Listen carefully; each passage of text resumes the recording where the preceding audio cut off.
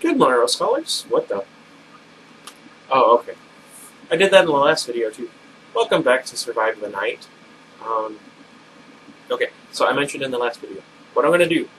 I think. Well, actually, this chapter is really short. Let's see what this one is.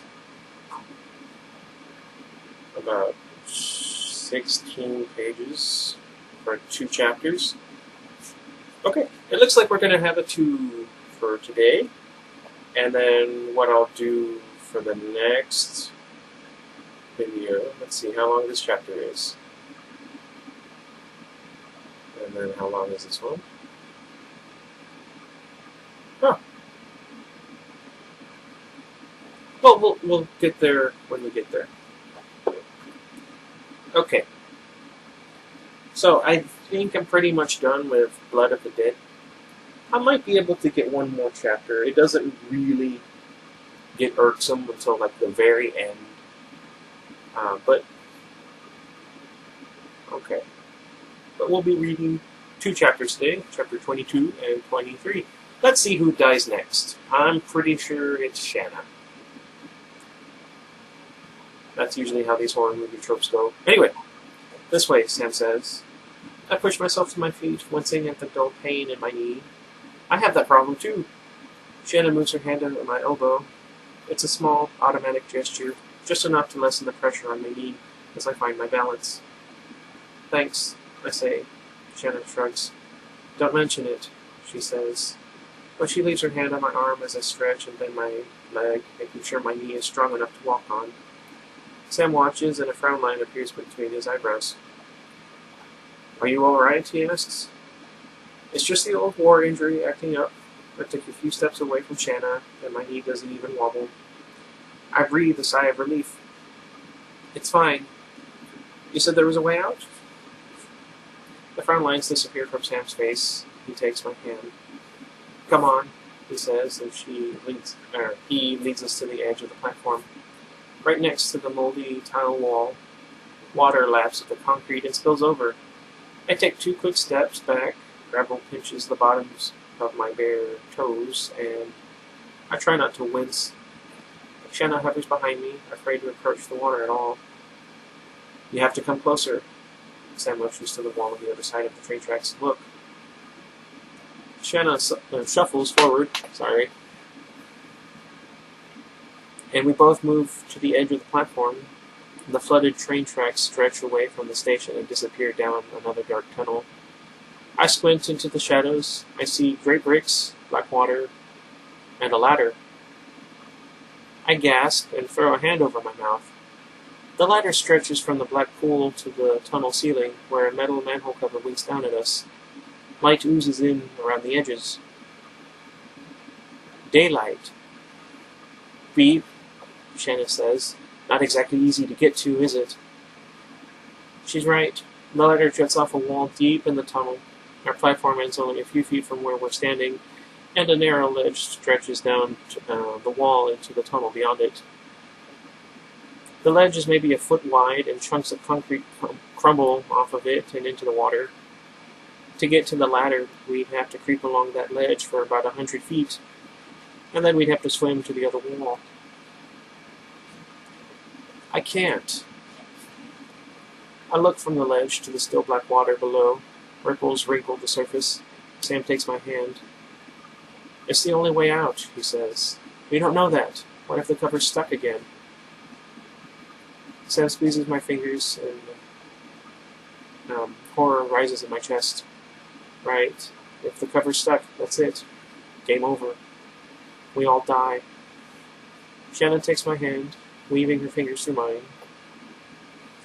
Remember taking the wheelchairs down Henderson Hill? I remember that story. She asks. I bite my lip, remembering Shanna's blue-tipped hair and creaky wheelchair. The way she glanced back at me and winked before launching herself down the cliff. You were so brave, I say. Beep. Shanna squeezes my hand. I was freaking wrecked. I thought I was going to die.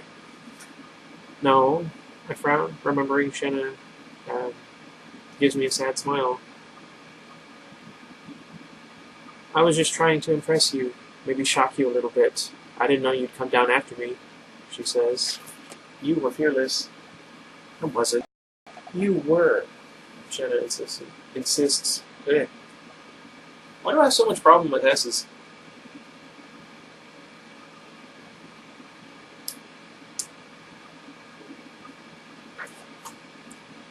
You got this look in your eye before you rolled down that hill. I remember thinking you could do anything. I dig my teeth lower into my lip, staring down into the water. I think of how my heart dropped when I tipped my wheelchair over the side of that hill, and the dizzy, soaring feeling I got when I started to pick up speed. I felt invincible, like I could fly. You can be brave now, Shanna says. I nod and step onto the narrow ledge.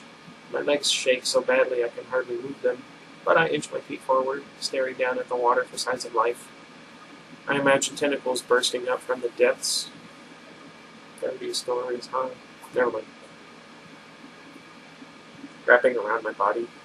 I can almost feel the cold slap of water as I'm dragged below the surface. But the pool stays still. I hold my breath, edging farther into the dark. Sam steps onto the ledge next, and then Shanna. The concrete shifts under my toes. I grab Sam's arm, digging my nails into his skin. He holds me tight. Okay? He asks. I nod and take another step. The platform crumbles beneath my feet, and my hand slips from Sam's arms, and my bad knee buckles. Pain slices up my leg, and all my nerve endings flare. That's not good. I howl and drop to a crouch. My knee slams into the concrete. I hear a dull, sickening crack, and picture bones splitting, tendons snapping. Nausea washes over me, and black spots blossom in front of my eyes. I grope for something to steady myself, but my fingers slip off the damp concrete. I tip backward, and my stomach drops as I start to fall. Uh-oh. Casey! Sam lunges for me, but he's not quick enough. I spill over the side of the platform and hit the surface of the murky water. It rushes over me, dragging my body to the bottom of the tunnel. I smack against the train tracks and my eyes fly open. I peer through the pool, but all I see is black. There's movement next to me. I flinch and grope in the darkness. I move my feet over the tunnel floor and try to kick back to the surface. My leg roars with agony. I grit my teeth and kick my good leg, but the other drags me down. I blink and the darkness separates into murky shadows. The tunnel wall comes into focus. It's close enough to touch. I dig my fingers into the crevices between the grimy bricks, and hope rises in my chest. I can climb out of here. Uh-oh. I run a hand along the wall and pull myself to my knees. I reach above my head to grab for the wall again, but my hand lands in something else. Something muscular, with scales like a snake. Ugh. I recoil, and panic rises in my chest. The tentacle slithers over the wall, nothing more than a blurry shape in the darkness. I spot another one a few feet away, twitching closer. Another spread across the ground, just inches from my knee. The water shifts. Something glides past me. I jerk away as another tentacle unfurls next to my face. Ugh. Its curved claws grazing the skin on my cheek. I can't breathe. My vision blurs. Shanna was right. The tunnels are infested. The monster is everywhere. Its tentacles cover the walls and the ground like weeds. I claw at the water, pressing my lips together to keep from inhaling. Something slides against my back. Ugh. I scream and water floods into my lungs. Something large glides towards me, cutting through the water with ease. It's too dark to make out more than hazy shapes and shadows, but I think I see thick, glistening teeth and something long and slimy. As opposed to everything else, a tongue.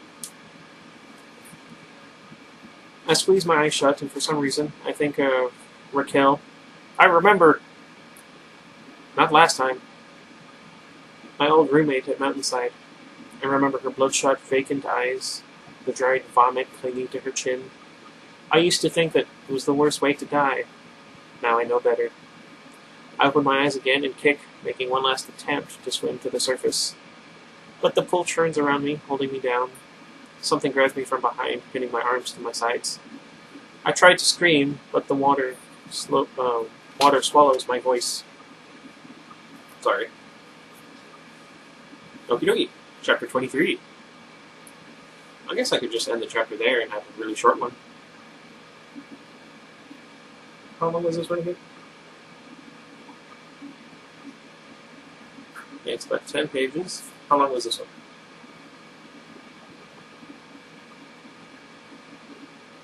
5. So it'd be about 30 minutes.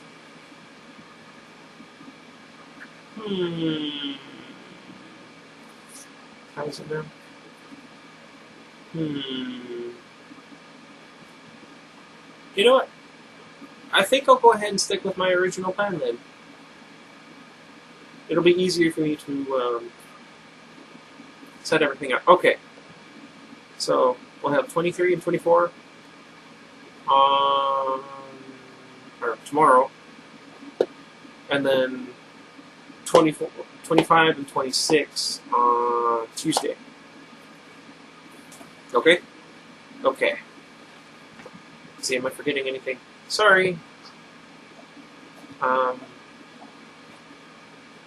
It's just, I need to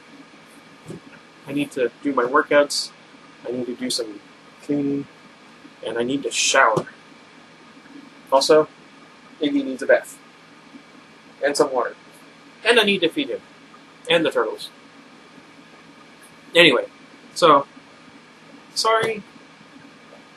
Next time, promise. What was I doing? Oh yeah, okay. Wow, I just spent like 2 minutes on nothing. How did I do that? What's wrong with me?